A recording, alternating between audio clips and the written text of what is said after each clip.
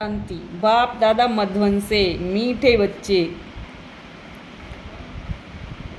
बेहद तुम बेहद के बाप को याद करो। इसमें ही ज्ञान, भक्ति और वैराग्य तीनों समाया हुआ है। यह है नई पढ़ाई।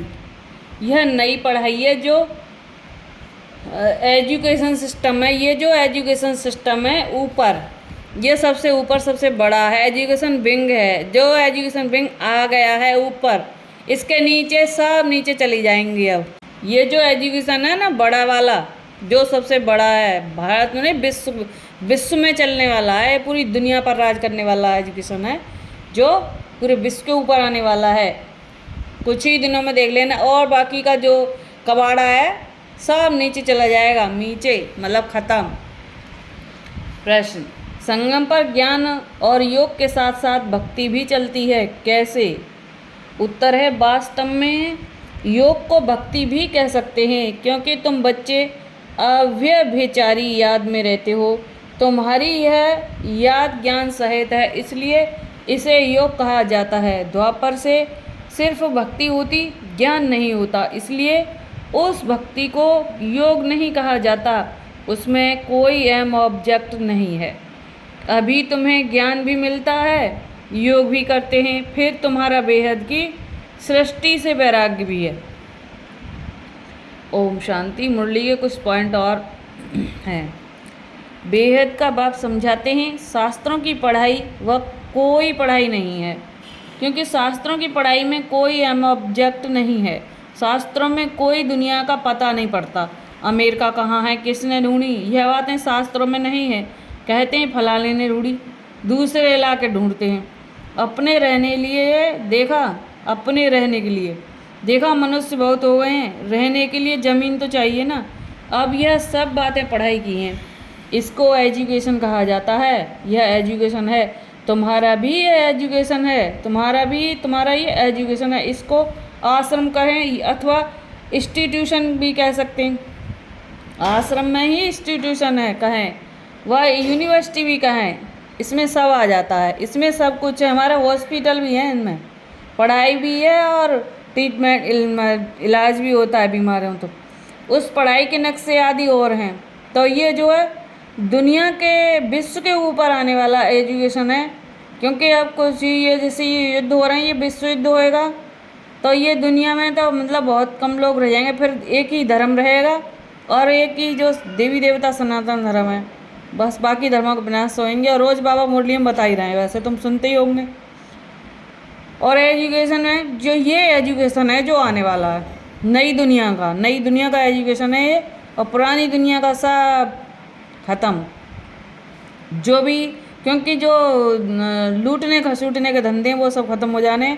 ये जो है ओरिजिनल रियल एजुकेशन है और सत्य एजुकेशन है। और इसमें लूटने खसूटने का कोई धंधा नहीं है, पर भूखा कोई नहीं रहता। इसमें भी सबको कपड़ा, रोटी, घर सब कुछ मिलता है, कारें भी हैं बहनों के पास। उस पढ़ाई के नक्शे आदि और हैं। शास्त्रों से रोशनी नहीं मिलती, पढ़ाई से रोशनी मिलती है। तुम्हारी भी पढ़ाई है। बैकुंठ किसको कहा जाता है? यह न उस पढ़ाई में है, न शास्त्रों की पढ़ाई में। यह नॉलेज ही नहीं है, यह नॉलेज ही नहीं है जो एक बाप ही बतलाते हैं। मनुष्य तो कह देते हैं स्वर्ग नरक तो सब यहाँ ही है, बाप ही समझाते हैं स्वर्ग नरक किसको कहा जाता है। यह बातें न शास्त्रों में हैं, न उस एजुकेशन में। तो नई बातें होने के कारण मनुष्य मूझते हैं, मतलब उलझ जाते हैं। कहते हैं ऐसा ज्ञान तो कभी सुना ही नहीं। यह तो नई वंडरफुल बातें हैं जो कभी कोई ने नहीं सुनाई है भी बरोबर नई बातें। ना उस एजुकेशन वाले सुना सकते, इसलिए परमपिता परमात्मा को ही ज्ञान का सागर कहा जाता है। बेहद की हिस्ट्री, ज्योग्राफी भी समझाते हैं, ज्ञान से स्वर्ग और नरक का विस्तार भी सुनाते हैं। यह नई बातें हैं ना। इस पढ़ाई में सब कुछ ज्ञान भी है, योग भी है, पढ़ाई भी है, भक्ति भी है। योग को भक्ति भी कह सकते हैं, क्योंकि एक के साथ योग लगाना, उनको याद करना होता है। वह भक्त लोग भी याद करते हैं, पूजा करते हैं, गाते हैं, वह भक्ति करना, कोई योग नहीं कहेंगे। धारणा के लिए मुख्य सार है। पहला पॉइंट है, गृहस्थ व्यवहार में रहते नष्टो मोहा भी बनना है, साथ साथ सबसे तोड़ निभाते कमल फूल समान रहना है। दूसरा पॉइंट है, धारणा करने के लिए ज्ञान धन का दान जरूर करना है। ज्ञान और योग से अपनी कमाई जमा करनी है, बाकी ध्यान दीदार की आस नहीं रखनी। वरदान है, आज की मुरली से वरदान है। मुरली के मैंने मुख्य पॉइंट बता दिए हैं, वैसे और भी कुछ मुख्य पॉइंट हैं। संतुष्टता के सर्टिफिकेट द्वारा भविष्य राज्य भाग्य का तख्त प्राप्त करने वाले संतुष्ट मूर्ति भाव संतुष्टता के सर्टिफिकेट द्वारा भविष्य राज्य भाग्य का तख्त प्राप्त करने वाले संतुष्ट मूर्ति भाव, यानी अर्थ है संतुष्ट रहना और सर्व को संतुष्ट करना। यह स्लोगन सदा आपके मस्तक रूपी बोर्ड पर लिखा हुआ है वो, क्योंकि इसी सर्टिफिकेट वाले भविष्य में राज्य भाग्य का सर्टिफिकेट लेंगे।